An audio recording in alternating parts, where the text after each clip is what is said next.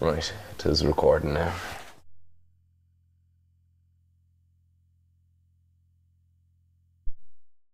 It's all right, Pete. Technology, huh? Technology. Aye. And young people.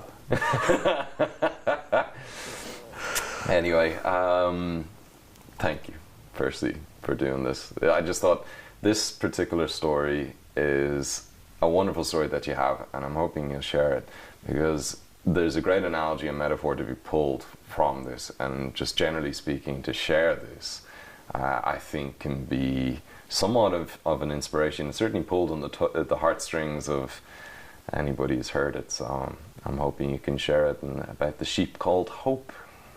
Yeah. Sheep called up, that which was christened in the end, yeah. It all started when Hope, she's just a year old, we call them yearlings, and there were 23 of them in the field, and they were all proven in lambs, so we're just bringing them in to check them about 2 weeks prior to lambing, and we check them out and we let them out into a paddock near to the house for feeding. So we're feeding them away there for the few weeks, and on Good Friday it just happened I was gone away for an hour and a half, and when I came back there was sheep had gathered around the gate just in the entrance of the field, and I just went in and counted, and there was only 20 in it. So I went in the field and went down the field. There's a lot of hills in it and hollows and everything. Went in the field and I looked up to my right and I seen a sheep along a block wall and wool everywhere. So I just ran up to her and it just happened to be Hope. She was down and dogs had attacked her,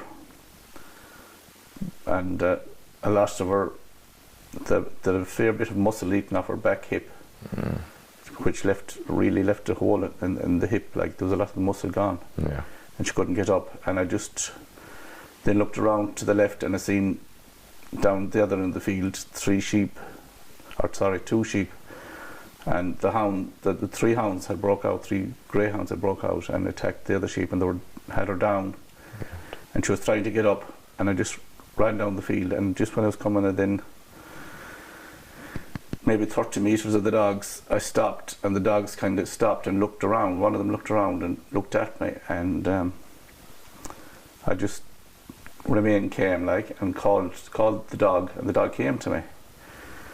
So I just took my belt off the trouser and put it on the dog and held her, and the other 2 dogs followed her up. And while on the way up, I just phoned one of the neighbours to come down and bring down a few ropes. And by the time he had came down, I had the other 2 dogs caught in each hand as well. So I had the 3 dogs caught. Jeez. And all I was afraid of, the sheep that was down, she was still, they hadn't her badly bitten at the time. Was afraid that she'd get up. When she'd get up, she'd run. And that was the hounds. That's when they would hunt, when they see something moving, like, you know. They hunt by sight, like, more than scent, you know. All right. So I had the dogs caught, and when the neighbour came down, I put the ropes in, and the sheep that were on the hounds at the time, the hounds that had been on, she got up and took off down the field. So I went down then, further down along a sad ditch, and found another sheep upside down. God. And she had been attacked. She was the worst of the lot of them, because they had her, she was still alive, but she was upside down, and they had a lot of her intestines pulled out. She was still alive, so. Still alive? Still alive, yeah. Oh God. But myself and the neighbour then we just went and got the tractor and trailer and brought in the 3 sheep into the shed, and the one that was there with her intestines out, she died on the way into the shed. So I had brought up the 3 hounds and put them into a dog trailer, and I just phoned the vet then to come out to have a look at the 2 sheep I put in the shed. But one of them was badly bitten on the legs. She was able to get around, but she was badly bitten. And then this sheep called Hope, she was in a very bad way. Even her udder had been torn where the dogs caught her. And as I said earlier on, all her back hip on the left hand side was torn away, like a lot were gone. So the vet came out anyway, and he looked at them and he said the best thing to do is to put them down. He said the third one mightn't be too bad, she would be okay. So Hope, he wants to put her down, and I said no, leave her, that I'd look after her for a few days and we'd see how she get on, you know. So he injected her that day anyways, and she was down, and every morning I'd come out, I'd feed her with nuts, like, and give her water, and she was, you could say, full of spirit, you know what I mean. Her head was up all the time. She never, what you call, faded away or went into shock, you know. All right. So we every day then used to wash the wounds, like, and spray them and everything. But I kept at this for 3 weeks, and she was down, but she was trying hard to get up. She used to drag herself around the shed, you know. Yeah. There was no power in the back legs at all at the time, so I put her into a bigger shed then, a more open shed with more room for her to get around, you know. So then I came out one morning, maybe around 10 o'clock in the morning, and she had passed the water bag, getting ready for lambing. But at this age, she hadn't walked at all. She hadn't walked, no. Not at all. No. Oh, wow. But yet she had all the wits about her. She was a real fighter, you know. Yeah. She'd fight, like, she wanted to live, you know. Most sheep had just they'd go into a state of shock and they'd fade away, like, you know. So I just got my gloves anyway, and I handled her and brought 2 lambs from her, 2 little lambs, and they were alive, you know. And I just remember a few days before that you had been down to see her. Yeah. And, like, there was no wool on the sheep, like, the dogs had it all pulled off her, but I was able to show you, to touch her side. And you could feel the lambs moving inside, like, yeah. you know. Yeah. It's amazing. But I brought the lambs from her anyway, and like mother instinct, she licked the lambs and looked after them, and they were made to go sucking, like, but she had no milk, like the other had been damaged, you know. Yeah. So then I had to go and get a foster ewe, bring in another ewe that had lambs, which she had a good bag of milk, and put the lambs on her and rear them on that ewe for a few days until I got a foster mother for them, you know. So I did, after a few days, get a foster mother for them and put them on, and she went off with the lambs. But 2 hours after Hope had lambed, she actually got up and walked. I think that's amazing. Yeah, she just got up and walked, you know. Yeah. So it's just that, how would I put it all the time she had so much hope, and like she wanted to survive, like, you know. Yeah.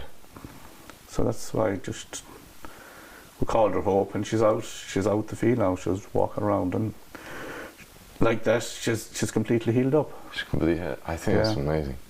Can I ask as well, because the vet gave you the advice to put her down, but did you sense something even at that stage that, you know, there was a chance? I mean, why did you decide to, you know, what did you feel? Surely it would have been easier to, you know, for her to be put down, considering the circumstances, and that close to lambing as well, lambing season. Yeah, but it was just, I was giving her a chance for a few days and see how she'd react, you know. Yeah. And even I had been talking to the vet maybe 4 or 5 days afterwards, and I was telling him that what way that I was injecting her every second day, and I was washing her, and he said there's too much muscle gone off her back hip for her to be able to walk right again. Yeah. Or even get around, you know. Yeah. So the fact that she didn't abort the lambs during the 3 weeks she was being injected, like, Yeah. you know. Yeah. And you could feel the moving inside her, like, you know. But the lambs survived, and they're real hardy. They're like the mother, real hardy, you know. They're out and they're God. with their foster mother at the moment, you know. That's amazing. And the foster mother took, you know, Yeah, she took straight them, to yeah, them. and she was feeding them, yeah. And they're two little grand lambs, like, but Yeah. hope is out now, and you would not. You can go out the field now, and you would not notice her any different from any of the other sheep, like, you know. Yeah. But she's when you go out the field now, she had been used to being fed for so many weeks. She's one of the first sheep that come up to you, like, you know. That's incredible. It's really an inspirational story. But yeah, I mean, you took a great deal of care with Hope. Like, I mean, you were washing the wounds every day. You were, you know, you obviously felt some kind of a connection with Hope. There was something you felt, would you say? Oh, well, you would, yeah. You have a connection with them, like, you know. It's just the spirit you showed to survive, like, Yeah. you know. And even them 23 sheep, they all had been chased by dogs, okay? Yeah. None of them lost lambs, you know. God. But I think a lot of the fact was that they had been the sheep were used to being worked by dogs, you know. Mm. Because usually sheep, when they're worried by dogs, they would go into a state of shock, and they don't do any good after it, like, you know. Yeah. They just melt away. But I also had phoned the guard, like, to come out, you know, because I didn't know to what extent, like, the damage was done with the sheep. Like, they could all have aborted their lambs, or they could have lambs could be dead in them, and they could have lost the ewes along with the lambs, you know. Yeah. Yeah. So that's why I had to leave it for a few weeks. But the guard came out and he asked me, did I know who the dogs were belonged to? And I said I thought I did. So he went to the owner anyway, and it was an accident what happened. Like, it just happened to be a very windy day. He had the hounds in a yard, and these hounds are trained to hunt. They're trained to hunt by sight, like, you know. Yeah. But they did break out, and he had been looking for them, but he didn't realise they came up to our farm, like up our direction, you know. But they had been there, I'd say, for maybe an hour and a half or more, you know. Mm.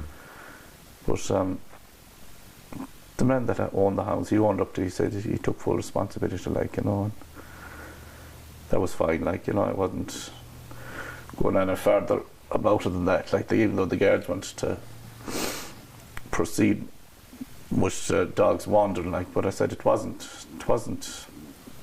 that they were out, the hounds just broke out, like, you know. Mm. The door in the yard blew open or something with the wind, you know.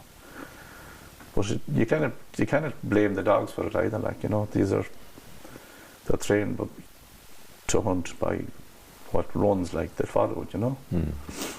But the only good thing about this is that it could have been a lot worse, because on the next field up there was maybe 60 ewes, all of them having couple lambs, and their own lambs are only maybe week, 2 weeks old, you know. God. And all those between them was 3-foot sheep wire between one field and the other, you know. And if the hounds had got up into that field, they would have picked every one of them lambs off, because they'd been treating them like hares or rabbits, you know. From one to the next. They just pick them up, throw them up there, and they kill them. They kill them, like, you know, that they break their backs and every one of them, they keep going, you know. Yeah. So that could have run into thousands, like, you know, very fast, like. So it was quite fortunate in some ways. Yeah, it was in some way. Yeah, it's just that you do feel for the sheep, like, you know. Yeah. And even after they've been chased, none of them lost lambs, like. Yeah. You know. And the other 2 sheep as well, they're perfectly fine. There were 3 that were injured. There was Hope. There was 2 there was others. one that was dead, like, she died, and Yeah. Hope and the other one, she had a single lamb as well. She was down for a few days, all right, after being attacked, but like that, I kept injecting her, and she got up and she went out and she lambed away, and she's no bother to, like, you know. She reared the lamb, you know. Yeah. But it's just that these things do happen with dogs when they get out, like, and It's in their nature, I suppose. yeah.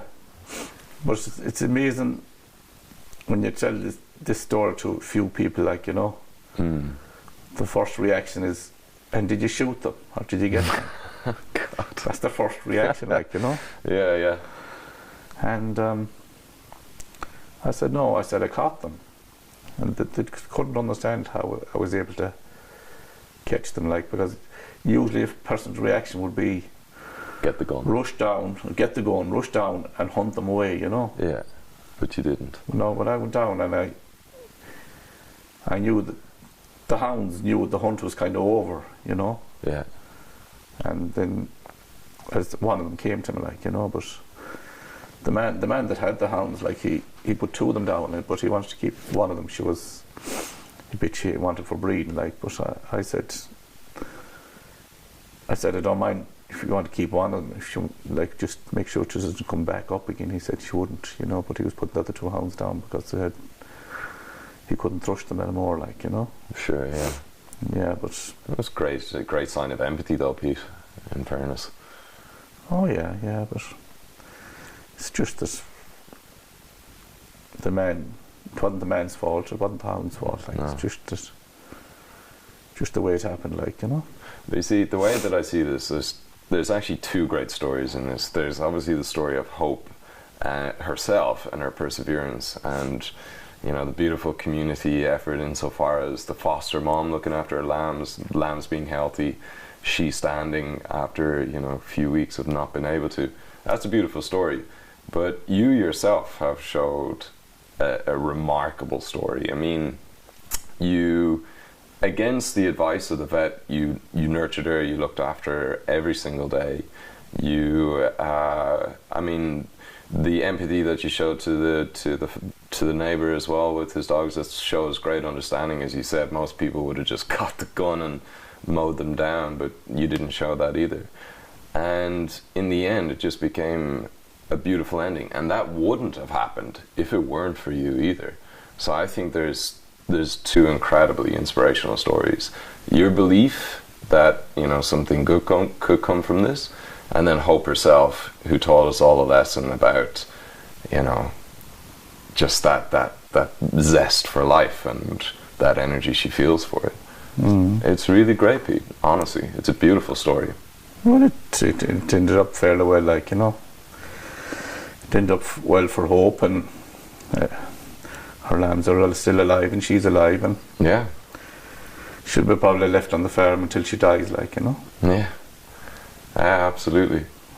No, but I well, thank you, Pete, because you've inspired me with your actions, and the story itself, I just can't wait to document, and we can have this for a lifetime.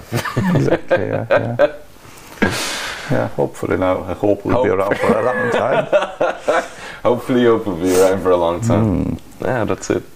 So we're just, the other day, myself and yourself were Christian the Lambs and ourselves. Yeah. Faith, hope and charity. And Faith, Hope and Charity. And Faith and Charity are gone off with With the foster mom. with the foster mom. Yeah. But Hope is alive, and Hope Hope's alive remains. and kicking, yeah.